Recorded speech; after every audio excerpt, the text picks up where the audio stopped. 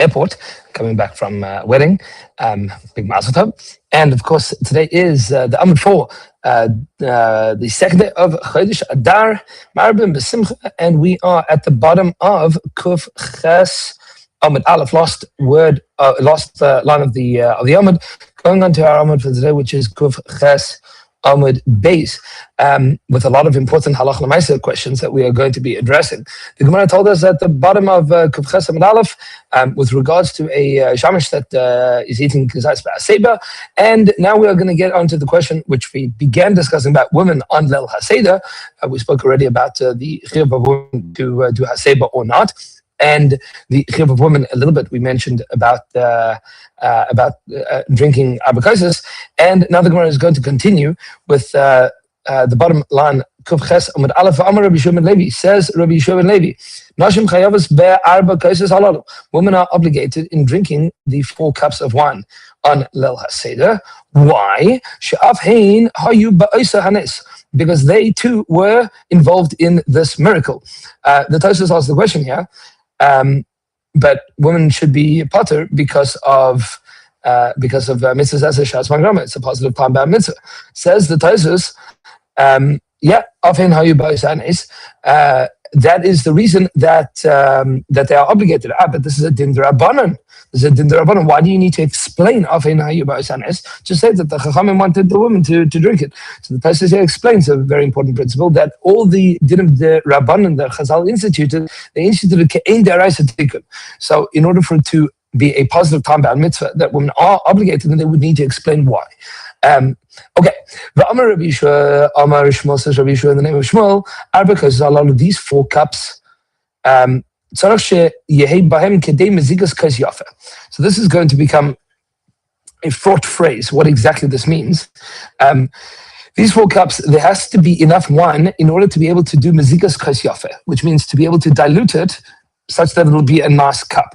Wine in the days of Chazal was very strong, very potent, and they would dilute it. So says Rav Yehuda in the name of Shmuel that there needs to be enough wine so that you'd be able to do mezikas kas yafe, to be able to dilute it and have an appropriate drink. However, says Shmuel, and we'll define what that means a little bit later, Shasan Chai, if you drank it live, meaning raw / undiluted, that's undiluted wine, Shasan Chai, Yatsa, you'd still be in fulfillment of the mitzvah. So that means if you drank your cups of wine without diluting them, wine that is undiluted, you are still Yotze, even though that is not Zigus Kos Yafe. Shasan Bebas Achas, if you drank them all at once, meaning you made Kiddush and then you downed 4 cups of wine, Yatza, you fulfilled your mitzvah. And if you poured out from them to your children and to the members of your family, Yatza, you have also fulfilled the obligation in these ways. So these are 4 different dinim that Shmuel has said, and each one of them is somewhat complex, and the Gemara is going to need to examine them. Says the Gemara as follows: Shasam Chai, if you drank it undiluted, Yatza, you fulfilled the obligation. Amar Rabbi says, Yedei Yain Yatza, you have fulfilled the obligation of drinking wine. Yedei Cheirus Lo Yatza, but you have not fulfilled the aspect of this mitzvah, probably the best way to translate it simply, the aspect of this mitzvah, which is Cheirus, expressing your freedom, your liberty, that you have not accomplished by drinking them in a undiluted fashion, because that's not how royalty would drink. Shasam Bevas Achas, if you drank them all at once, you just down them one after the next. Rav says, Yedei Yain Yatza, so you fulfilled your obligation of drinking wine. Yedei Arba Koses Lo Yatza, but you have not fulfilled your obligation of drinking 4 cups of wine. So what's the difference between Yedei Yain and Yedei Arba Koses? So what exactly is the obligation of wine? Is that a din of Simchas Yom Tov? Or is it a din of you have to bedafka drink wine at Kiddush on Leil HaSeder, but you have not had arbakoses, or maybe you have had arbakoses, but you haven't had arbakoses in the way that the Chachamim wanted you to, and therefore you still have to drink another 3 cups at each of the stages of the Haggadah, meaning you've done the wine part that you are obligated, but not drinking wine at each of the stages of the Haggadah. And of course, the Rishonim and Achronim have a lot to say about all of these things.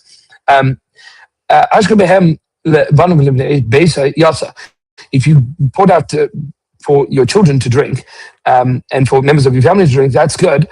You fulfilled that obligation, says Shmuel. Amar Rav Nachman bar Yitzchak, and that is so long as he drank the majority of the cup. Big machlokes here between Tosfos and the Rashbam. What exactly does it mean? As long as you drank rov kos, the majority of the cup. Tosfos here says it means malei lugmot, it means a cheekful. That's all that you need to drink. Between the Tosfos and the Ramban. The Ramban writes, no, when it comes to Leil HaSeder, you need to drink 4 cups of wine. It's a din, not just that the bracha needs to have a cup of wine and the cup of wine needs to have you drinking from it, but that there is an obligation of drinking 4 actual cups of wine. And the way that the Brisker Rabbi explains it is that since you need to drink 4 cups of wine, the minimum to drink of each of those cups of wine would be rov kos. Then the majority of it would be considered as if you drank the whole thing. Practically, the Tosfos writes here that the correct thing to do is to make sure that you have a cup that is the smallest size cup that has a revius, that you'd be interested in drinking all of it. That would be your best way to practice. Okay, now the Gemara challenges. Meisvei, we're going to challenge the first clause of Rav Nachman, of Rabbi Yehuda in the name of Shmuel, who said that you need to have enough wine to have a Maseches kashaf in order to be able to dilute it well. What exactly does that mean? So Meisvei, we have an objection. These 4 cups, they need to each have a revius.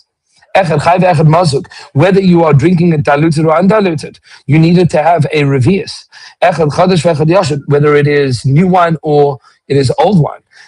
Meaning new wine, it's grape juice, doesn't have really any wine capacities. And the yashad, meaning aged wine, either really good wine or over the hill wine, arguably. Then it doesn't make a difference. You need to have a revius of it. Rabbi Yehuda said, tam umar yain. That in order to fulfill your obligation, you need to have the taste of wine, meaning it can't be too young and it can't be too old. Umar yain, and it has to look like wine, meaning it needs to be red, even after you've diluted it. Nevertheless, what's the upshot of what we have said here? Kedei revius.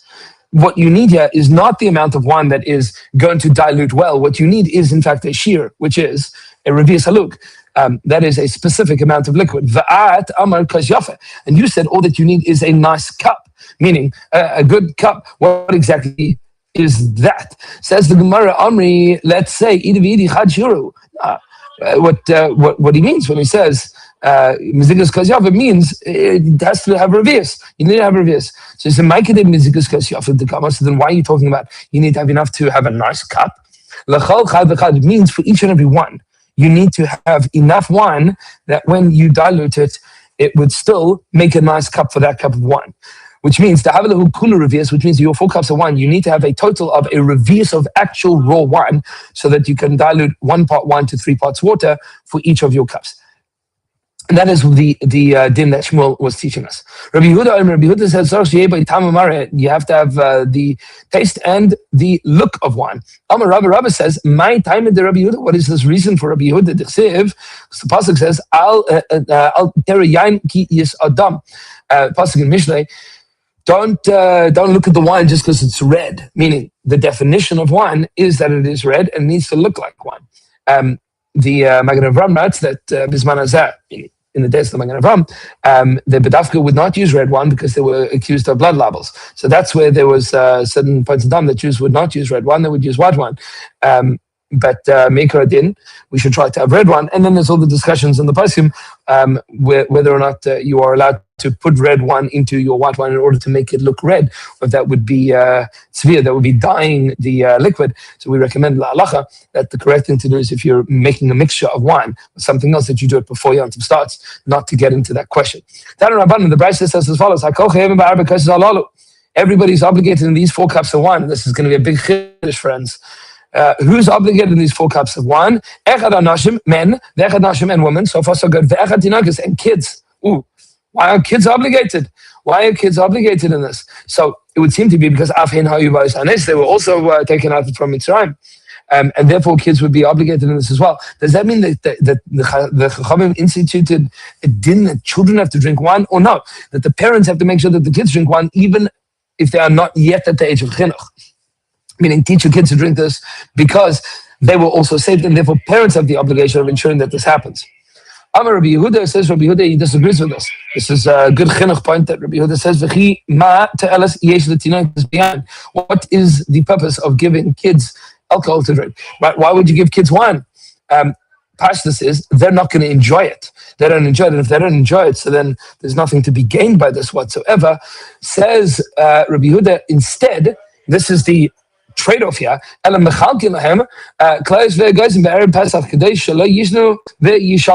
You should distribute toasted grains and nuts for them on Erev Pesach so that they stay awake, so that they get prizes, that they'll be able to get prizes at the end of the Seder. And we will continue tomorrow, Erev Shabbos Kodesh, and hopefully I'm going to make my flight. See you later.